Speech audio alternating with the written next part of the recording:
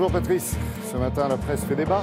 Oui, bonjour Laurent, bonjour à tous. Presse du lundi, presse éparpillée sur le plan éditorial, même si ce matin on distingue quelques sujets saillants. D'abord le grand débat, vous l'avez dit, dernière semaine avant le début de la synthèse et l'émergence peut-être de propositions. Ensuite l'Algérie où Bouteflika ne lâche rien.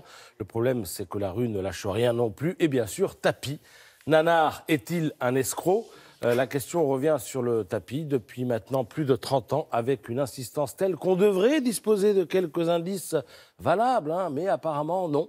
On peine toujours à répondre. Cette fois, c'est le tribunal correctionnel qui est chargé de donner son avis, de dire si l'ancien patron d'Adidas a magouillé dans le cadre de l'arbitrage censé solder son litige avec le Crédit Lyonnais. Autre affaire, j'y faisais allusion, l'Algérie. Bouteflika s'entête à vouloir mourir sur son trône. La mobilisation contre son 5e hypothétique mandat va croissant. Elle revêt deux inconnus. Un, va-t-il y avoir des incidents?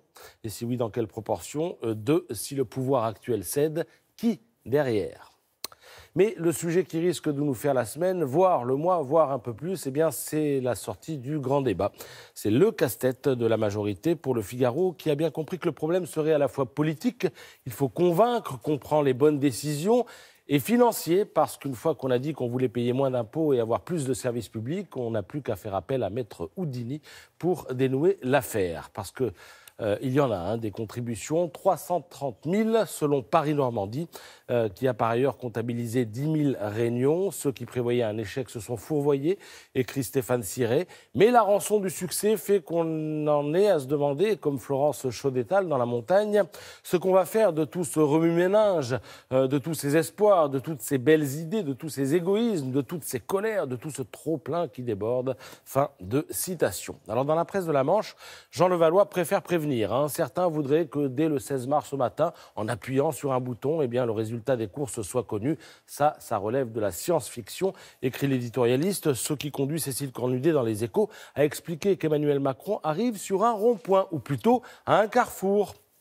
Quelle lecture donner aux milliers de propositions faites par les Français depuis le début de l'année? Quand retenir et jusqu'où réorienter sa politique? Aller à gauche, rester à droite, tout est sur la table, rien n'est arrêté. Le président qui traçait son chemin en suivant scrupuleusement ses promesses de campagne donne l'impression inverse. La navigation se fait à vue. Et dans ce contexte, la grande angoisse du Figaro, c'est l'écueil fiscal. Pas une semaine sans proposition d'un nouvel impôt, pas une semaine sans démenti de l'exécutif, écrit Vincent Trémollet de Villers, qui s'affole de ce que la majorité passe son temps à ouvrir et à refermer des portes.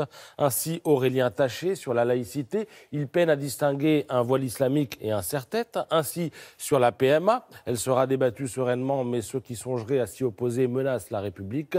Quant à Marlène Schiappa, écrit l'éditorialiste, elle parle à tort et à travers pour dire tout et son contraire. Le fameux « en même temps », ça paye par temps calme, mais ça déroute par temps trouble. Et en ce moment, le temps n'est pas calme. Merci Patrice.